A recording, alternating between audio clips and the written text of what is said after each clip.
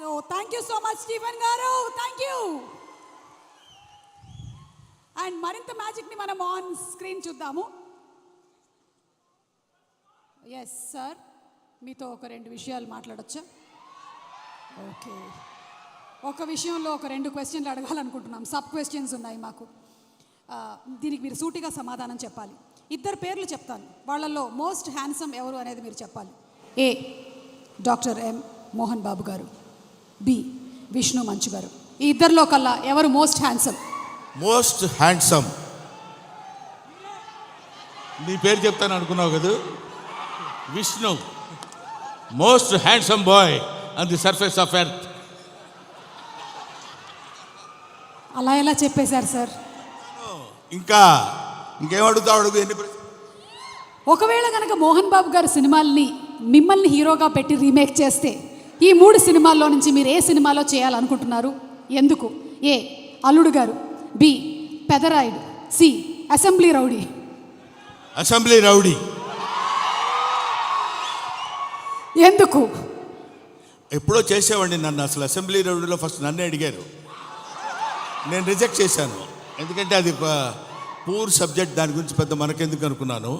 But Mohan Babu గారు వచ్చి request చేసి నేను చేసుకుంటాను, దయచేసి నాకు ఆ అవకాశం కల్పించండి అని ఇంటికి వచ్చి ప్రాధేయపడితే ఏం చేస్తాం సుమా? సార్, దీని వెనకాల ఇంత కథ ఉందా?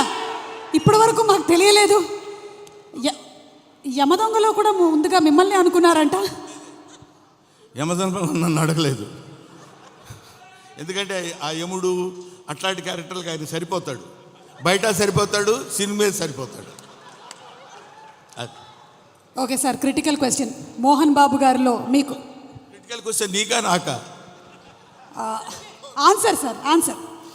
మోహన్ బాబు గారిలో మీకు నచ్చే ఒక విషయం, నచ్చని ఒక విషయం, 2. నచ్చే విషయం లేదు, నచ్చని విషయం లేదు. అసలు మోహన్ బాబే నచ్చాడు నాకు. Yes sir, what are you talking? పోతాను అనుకున్నారు సార్, నేను అవాక్కయ్యాను. నువ్వు అవాక్కైనా నాకేం అభ్యంతరం లేదు, కానీ మోహన్ బాబు నాకు నచ్చడు. ఎందుకు సార్? రీజన్స్ చెప్పాలా? 1, 2, లక్ష, కోట? వదిలే తల్లి, ఇప్పుడు అట్లాంటి విషయాన్ని అడగొద్దు. ఓకే, సో బ్రహ్మానందం గారు మరికొద్దిసేపట్లో స్టేజ్ మీదకి వస్తారు, ఇంకాసేపు ఇక్కడే ఉంటారు కాబట్టి ఇంత చెప్పిన తర్వాత ఇక్కడ ఉండడం కొంచెం కష్టం అంటారా? వెళ్ళిపోవడం అంతే. ఓకే, మరి ఇంకా ఆలస్యం చేయకుండా మా హాస్య బ్రహ్మ, ఇందాక ఆయన చెప్పినవన్నీ సరదాగానే ఆయనకు మోహన్ బాబు గారు అంటే చాలా ఇష్టం. ఎస్, ఒక మహానటుడిని ఇష్టపడిన వాళ్ళు ఎవరు ఉంటారమ్మా? అంటే నేను ఒకసారి మోహన్ బాబు గారిని కూడా అడుగుదాం అనుకుంటున్నాను, ఆయన ఏం చెప్పాలనుకుంటున్నారో. ఇందాక మీరు చెప్పింది సార్, ఇందాక బ్రహ్మానందం గారు చెప్పిన దాని గురించి మీ స్పందన తెలుసుకోవాలనుకుంటున్నాం. బ్రహ్మానందం ఏం చెప్పినా కరెక్టే. అంతేనంటారా సార్? అతనికి ఎదురు చెప్పడం నాకు ఇష్టం లేదు. I love him. అంటే బ్రహ్మానందం గారు పెద్ద డాన్ అంటారా? నేను భయపడుతూ ఉంటాను. బ్రహ్మానందం గారు అంటే మోహన్ బాబు గారు భయపడుతున్నారంటే ఇంకా నేను బ్రహ్మానందం గారంటే భయపడ్డు, నిజానికి భయపడతాడు.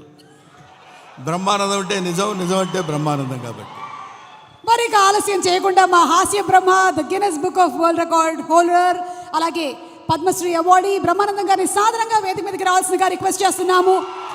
కన్నప్ప సినిమాలో మనకి ఒక విభిన్నమైనటువంటి పాత్రతో కనిపించబోతున్నటువంటి బ్రహ్మానందం గారికి సాదర స్వాగతం పలుకుతూ కనిపిస్తున్నాము. And escorting him on stage మా Vishnu garu, hard work and డెడికేషన్కి కేర్ ఆఫ్ అడ్రస్, అలాగే మా అసోసియేషన్ ప్రెసిడెంట్గా కూడా ఎన్నో అద్భుతమైనటువంటి కార్యక్రమాలను చేస్తూ త్వరలోనే రిలీజ్ అవుతున్నటువంటి ఈ సినిమా విష్ణు గారికి చాలా పెద్ద సక్సెస్ అవ్వాలని మనస్ఫూర్తిగా కోరుకుంటూ ఉన్నాము. బ్రహ్మానందం గారు, మీకు స్వాగతం. అండ్ అలాగే ఇప్పుడే ఇక్కడికి విచ్చేసినటువంటి చిన్ని ఆశ, చిన్నదాని ఆశ రోజా గారు, మన మధుబాల గారు, రోజా మూవీ మధుబాల గారికి స్వాగతం పలుకుతున్నాము. మధుబాల గారు, very very hearty welcome to you.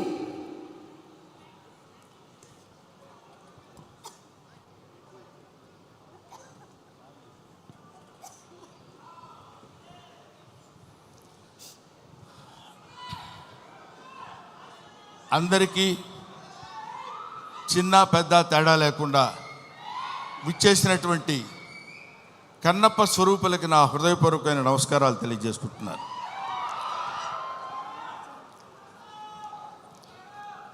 వీడికి ఏం పోయే కాలం ప్యాంట్ షర్ట్ వేసుకొని రావచ్చు కదా అనుకోవచ్చు అందరూ.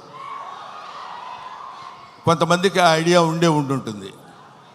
కానీ ఈరోజు ఈ సభ శివతత్వానికి సంబంధించిన సభ, శివుడికి సంబంధించిన సభ, శివ మహత్యానికి సంబంధించిన సభ కాబట్టి ఆయన గురించి మాట్లాడేటప్పుడు ఒళ్ళే కాదు, మనం ధరించిన బట్టలను కూడా జాగ్రత్తగా ఉంచుకోవాలేమో అన్న అభిప్రాయంతో వచ్చాను ఇలాగ. తర్వాత ముందుగానే మీ అందరికీ నేను విన్నవించుకునేది ఏంటంటే, నేను మాట్లాడే మాటల్లో ఏమైనా పొరపాట్లు కానీ తప్పొప్పులు కానీ మీకు నచ్చని విషయాలు కానీ ఉంటే, నాకంటే ఆల్మోస్ట్ ఇక్కడ ఉన్న వాళ్ళందరూ వయసులో చిన్నవాళ్ళే అనుకుంటాను, పెద్ద హృదయాలతో మన్నించండి. ఒకటి. నెంబర్ 2, కన్నప్ప ఈ సినిమా మోహన్ బాబు గారు ఎందుకు తీశారబ్బా అని అనుకున్నా ఒకసారి.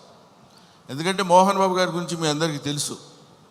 ఆయన 5 కోట్లతో 10 కోట్లతో సినిమా తీసి దాని మీద 10 కోట్లు 15 కోట్లు సంపాదించుకుని మళ్ళీ పక్కన పెట్టి మళ్ళీ ఇంకో సినిమా తీసి, అలాంటి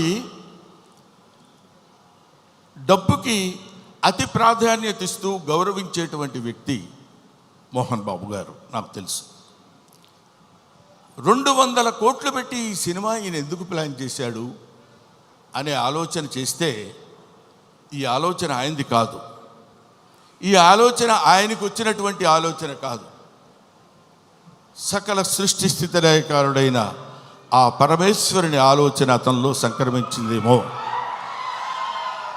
ఒకటి. ఇంకో పాయింట్ ఏంటంటే, ఎప్పుడో నా చిన్నతనంలో ఆయన కన్నడ రాజకుమార్ కాళహస్తి మహత్యం సినిమా తీశారు. ఆ తర్వాత కీర్తిశేషులు బాపు గారు, కీర్తిశేషులు కృష్ణరాజు గారితో కన్నప్ప సినిమా తీశారు.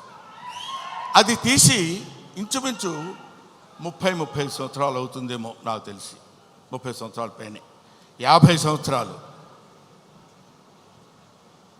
ఆ సినిమా తర్వాత భక్తి తత్వాన్ని ఇప్పుడు ఇక్కడున్నటువంటి కుర్రకారందట్లో భక్తి సన్నగిల్లిపోయి అరాచకాలు పెరుగుతున్న సమయంలో ఏదో ఒక భారతీయ తత్వాన్ని, భారతీయ శివతత్వాన్ని తెలియపరచాలి ఇప్పుడున్నటువంటి కుర్రకారుకి అనేటువంటి ఆలోచనతోటి శివుడే, సాక్షాత్తు శివుడే, సాక్షాత్తు ఆ పరమేశ్వరుడే, సాక్షాత్తు ఆ కాళహస్తీశ్వరుడే, సాక్షాత్తు ఆ వాయులింగుడే మోహన్ బాబుని ఇలా రారా అని పిలిచాడు.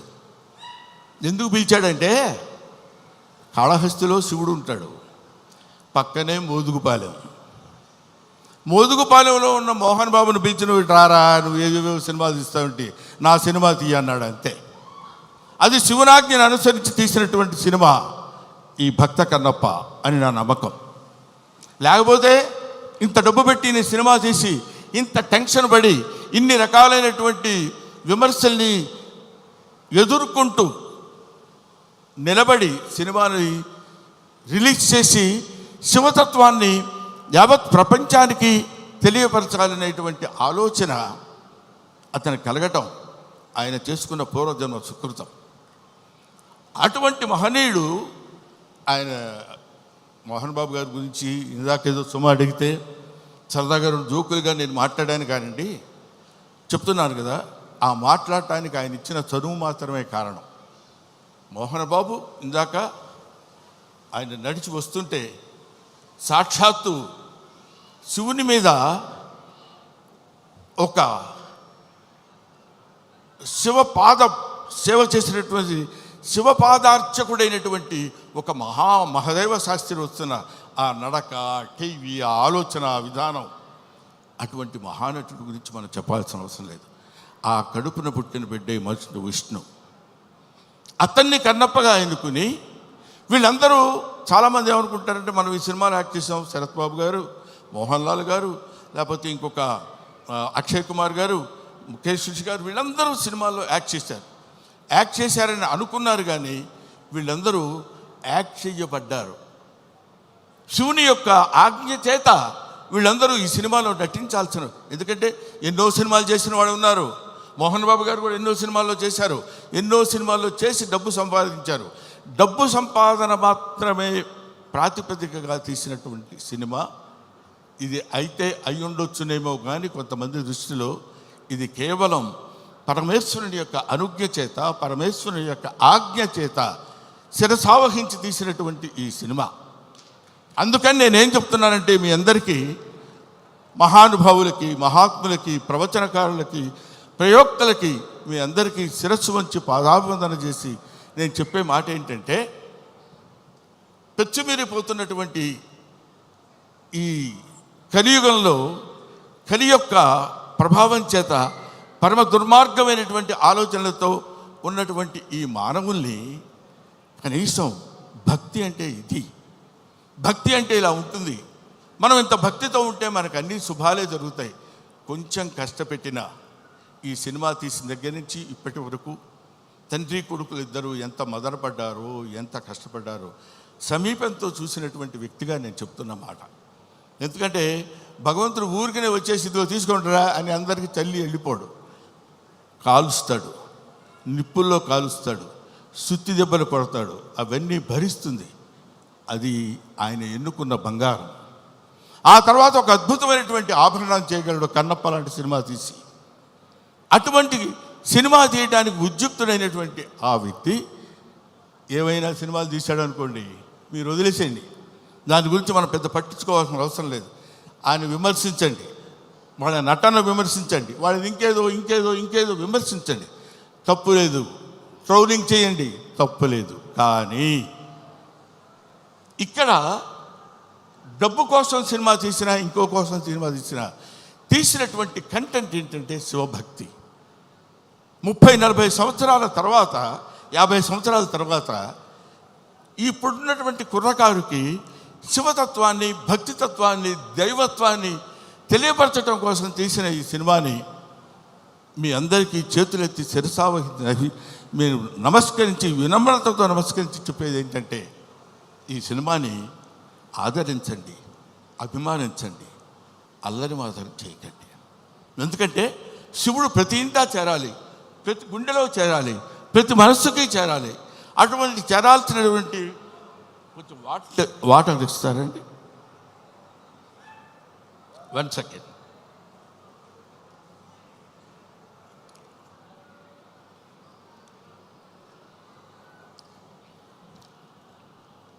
ప్రతివాడి హృదయంలో చేరాలి. ప్రతివాడి హృదయంలో ఉన్నటువంటి అద్భుతమైనటువంటి దీపాన్ని వెలిగించేటువంటి ప్రయత్నం చేశారు. కాబట్టి ఈ సినిమా దిగ్విజయంగా ఉండాలని మనస్ఫూర్తిగా కోరుకుంటున్నాను. పైగా ఈ సినిమా ఎందుకు ఆడాలని నేను కోరుకుంటున్నాను అంటే, ఇది కేవలం మహోన్నతమైనటువంటి భక్తుల గురించి చెప్పేటువంటి సినిమా మాత్రం కాదు. దూర్జటి మహాకవి, శ్రీకాళహస్తిలో ఉన్నటువంటి దూర్జటి మహాకవి ఆయన చెప్పింది ఏంటంటే, రే ఏంటేంటో వేదాలు, పుణ్యాలు, పునస్కారాలు, హోమాలు ఇవన్నీ చేయటం కాదురా. అవన్నీ తెలియని వాళ్ళు కూడా చాలామంది ఉన్నారు. అవన్నీ తెలియని మనుషులు ఉన్నారు. అవన్నీ తెలియని జంతువులు ఉన్నాయి. అవన్నీ తెలియని పురుగులు, పాములు ఉన్నాయి. అవన్నీ తెలియని క్రిమి కీటకాలు కూడా ఉన్నాయి. వీటన్నిటికీ నేను మోక్షాన్ని ఇవ్వగలను. ఏ వేదంబు పఠించే లోత. సాలెపురికి ఏ వేదం చదువుకుంది? భుజగం ఏ శాస్త్రములు చూచాను. పాము ఏ శాస్త్రములు చూచింది? తాను ఏ విద్యాభ్యసనం వచ్చే కరి. ఏనుగు వెళ్ళిపోయి ఏ విద్యాభ్యాసనం చేసింది? చెంచు ఏ మంత్రం ఊహించాను. చెంచు ఏ మంత్రం ఊహించాడు? వాడికి ఏం తెలుసు? ఏమీ తెలియదు. బోధావిర్భావ నిదానములు చదువులయ్యా కాదు అని చెప్తున్నాడు. బోధావిర్భావ నిదానములు చదువులయ్యా కావు, నీ పాద సంసేవనాసక్తియే గాక జంతు తతికిన్ శ్రీకాళహస్తీశ్వరా. అది ఆయన చెప్పింది. అటువంటి ఆటవిక మానవుడు యొక్క పాత్రని పోషించేటువంటి మా మంచు విష్ణు ధన్యజీవి. ధన్యజీవి. ఎందరో మహానుభావులు పోషించేటువంటి పాత్ర. ఇప్పుడు అతని పాత్ర పోషణ ఎలా ఉందో నేను చెప్పడం, ఆర్టిస్టుల పాత్ర పోషణ ఎలా ఉందో నేను చెప్పి ఈ సినిమా మీరు చూడండి, మోహన్ బాబుకు బోల్డెంత డబ్బులు ఇవ్వండి అని చెప్పడానికి మాత్రం నేను ఇక్కడికి రాలేదు. అటువంటి పాత్రలు, అరుదైన పాత్రలు లభించేటువంటి శక్తి కుర్రకారుగా ఉన్నటువంటి ఆ వ్యక్తికి లభించడం ఒకటి అదృష్టం. పోతే ఈ సినిమాలో చాలామంది నటించారు. అందరి నటన గురించి ఒక్కొక్కళ్ళ గురించి నేను చెప్పడం కంటే, భక్తి అంటే మనందరం ఏమనుకుంటామంటే, ఆ స్వామి దగ్గరికి వెళ్ళి శనివారం నాడు స్నానం చేసి, అయ్యో శుక్రవారం అండి వాళ్ళు ముట్టుకోను, గురువారం నాన్ వెజిటేరియన్ తిన్నావా, don't bring the God to kitchen level అన్నాడు వివేకానందుడు. భగవంతుడిని కిచెన్ లెవెల్కి తీసుకొస్తారు ఎందుకండి మీరు? అక్కర్లా, మీరు తినండి. కొండల కానలను తిరిగి దుర్జట రాసిన పద్యం చెప్తున్నా, నేను చెప్పేది కాదు. కొవ్విన పందుల లేళ్ల దుప్పులను చిన్నక పెద్దక కారు కమ్మగా ఉండుదురు, నీవిచ్చట ఉండనేలా నా కొడుకు ఆనతీక ఉడుమూరికి రాగదవయ్య లింగమా, నువ్వు రా. మా చిన్నక్క పెద్దక్క ఉన్నారు, దుప్పి మాంసం, వేట మాంసం, పంది మాంసం తీసుకొచ్చి పెడతాను నీకు. కొవ్విన పందుల లేళ్ల దుప్పులు అంటే నువ్వు తినేటువంటి ఆహారంలో ఉన్నటువంటి విశిష్టత గురించి నీకు నేను సమర్పిస్తాను. సమర్పణలో ఉన్నటువంటి ఆత్మ సమర్పణలో తనకు కలిగినటువంటి భావాన్ని పాదాల దగ్గర చేసి ఆత్మ నివేదన చేసుకున్నప్పుడు శివుడు అనుగ్రహిస్తాడు. బావా దేవుడే లేడంచు దూషించు దుష్టాత్మడని అన్నాడు కన్నప్ప. అటువంటి వాణ్ణి కూడా మార్చి తన వైపు తిప్పుకొని, ఒరే నన్ను ఆశ్రయించు, నీకెవడో దిక్కు లేనప్పుడు నేనున్నాను నీకు. ఎందుకంటే ఇంకా ఆయన గురించి చెప్పాలంటే అద్భుతమైన విషయాలు ఎన్నో చెప్పొచ్చు. అందరూ కాదని కింద పడేస్తే చనిపోయిన శరీరాన్ని నేనున్నాను రా నీకు అని అక్కున చేర్చుకునేటువంటి మహానుభావుడు ఆ పరమేశ్వరుడు శివుడు. ఎవ్వడు వద్దొద్దు అయిపోయాడు తీసి పడేయండి కింద అంటాం మనం, మన ఇంట్లో వాళ్ళనే మనం అంటాం. అటువంటి వాళ్ళని అందుకనే దాన్ని ఏమంటారంటే, అధికుడని అధముడని నరుని దృష్టిలోనే భేదాలు, శివుని దృష్టిలో అంతా సమానులే. కాబట్టి అక్కడ ఇచ్చట అస్పృశ్యత సంచరించుటకు తావే లేదన్నాడు జాషువా. ఇక్కడ అబ్బాయి నేను వీడు ఫలానా క్యాస్ట్ నేను వీడిని ముట్టుకొని అని ఉండదు. ఇటువంటి శివతత్వాన్ని మన వాళ్ళ వరకు, మన 2 రాష్ట్రాల వరకు అని కాకుండా యావత్ భారతదేశంలో ఉన్నటువంటి ఎవడు శివుడంటే ఇంకా ఎంతసేపు అయినా మాట్లాడతాను. కాకపోతే సుమ లక్కీగా ఇక్కడ లేదు. కాబట్టి ఎందుకంటే మీ అమ్మా నాన్న ఎవరంటే ఫలానా అని చెప్తాం, వాళ్ళ అమ్మా నాన్న ఎవరంటే ఫలానా వాళ్ళని చెప్తాం, వాళ్ళ అమ్మా నాన్న అని చెప్తాం. అలా వెళితే అసలు మీ అమ్మా నాన్నలు ఎవరంటే వాగర్ధావివ సంపృక్తవు వాగర్ధ ప్రతిపత్తయే జగతః పితరవు వందే పార్వతీ పరమేశ్వరవు. జగత్తుకే తల్లిదండ్రులైనటువంటి వాళ్ళు పార్వతీ పరమేశ్వరుడు. ఆ పార్వతీ పరమేశ్వరుల యొక్క అంశచేత నానా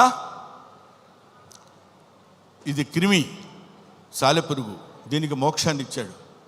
అది కీటకం పాము, దానికి మోక్షాన్ని ఇచ్చాడు. అది జంతువు ఏనుగు, దానికి మోక్షాన్ని ఇచ్చాడు. నాగరికత లేనటువంటి మనిషి, అడవి మనిషి, వాడికి మోక్షాన్ని ఇచ్చిందే కాకుండా శ్రీశైల మహాక్షేత్రంలో తన శిరస్సు మీద పెట్టుకున్నాడు. అదిగో కన్నప్ప గుడి అని మనం చూస్తాం. అంతటి ప్రాతిష్ఠ్యం కలిగినటువంటి ఈ అద్భుతమైనటువంటి కావ్యాన్ని చిత్రీకరించాలనేటువంటి ఆలోచన మోహన్ బాబు గారికి కలగటం, ఇది అందరికీ పంచాలి, ఈ శివతత్వం అందరికీ తెలియాలి, ఈ భక్తితత్వం అందరికీ తెలియాలంటున్నారు. కాబట్టి మహాత్ములైనటువంటి వాళ్ళకి, మహానుభావులైనటువంటి వాళ్ళకి, జ్ఞానులైనటువంటి వాళ్ళకి, జ్ఞానమే అజ్ఞానం అనుకునేటువంటి వాళ్ళకి, అజ్ఞానమే జ్ఞానం అని కూడా పరిగణించుకునే వాళ్ళందరికీ శిరస్సు వంచి వయసులో మీ అందరికంటే పెద్దవాడైనా నమస్కరించి మిమ్మల్ని కోరుకునేది ఏంటంటే, శివతత్వాన్ని సంబంధించిన ఈ సినిమాని ఎవరు అడ్డుకోవద్దు. మీ అందరి సినిమా చూడమని కూడా నేను చెప్పట్లేదు, అడ్డుకోవద్దు. చూసిన తర్వాత ఆహా, ఇందాక ఆ మ్యూజిక్ డైరెక్టర్ ఉన్నాడు, శివుడికి కులం ఏంటండి? శివుడికి కులం ఏంటి? క్రిస్టియన్ ఫ్యామిలీ నుంచి వచ్చినటువంటి వ్యక్తి స్టీఫెన్సన్. మ్యూజిక్ డైరెక్టర్ పేరు ఏంటండి? స్టిఫై.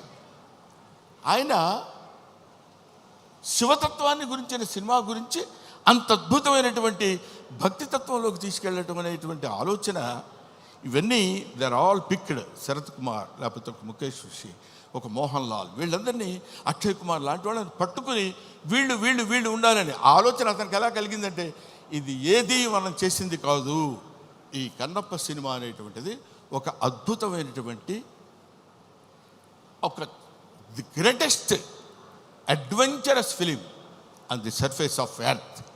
కాబట్టి భూమి మీద ఉన్నటువంటి ప్రతి వాళ్ళు, ముఖ్యంగా కుర్రకారు, భక్తితత్వాన్ని అంటే ఏంటో తెలియనటువంటి వాళ్ళు. ఎందుకంటే నేను ఏదో ఒక విషయంలో మాట్లాడుతూ, భక్తి అంటే ఏంటంటే వెళ్ళిపోయి దండాలు పెట్టుకుని పూజలు చేసేసి మంత్రాలు చదివేసి అని, అది తప్పులేదు, అది వాళ్ళ నమ్మకం కావచ్చు. కానీ మనకి జన్మనిచ్చినటువంటి దేవుణ్ణి నిరంతరం, అదే కన్నప్ప సినిమాలో ఒక పాటలు చూశాను నేను. అన్నం ముద్దలో దేవుడిని చూస్తాడు, సగం నరకబడిన కొయ్యలో దేవుడిని చూస్తాడు. ప్రతి చోట దైవాన్ని దర్శించుకునేటువంటి స్థితిని కల్పించటమే భక్తి. అటువంటి భక్తితో జీవితాన్ని ప్రసాదించి, పాంచభౌతికమైనటువంటి జీవితాన్ని ప్రసాదించిన ఆ భగవంతుడికి చిరస్థాయిగా కృతజ్ఞతతో ఉండటమే భక్తి.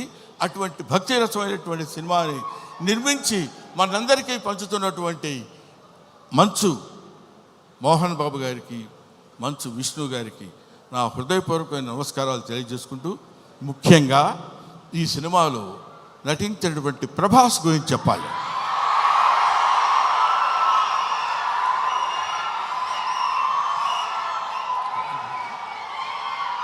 ప్రభాస్ అంటే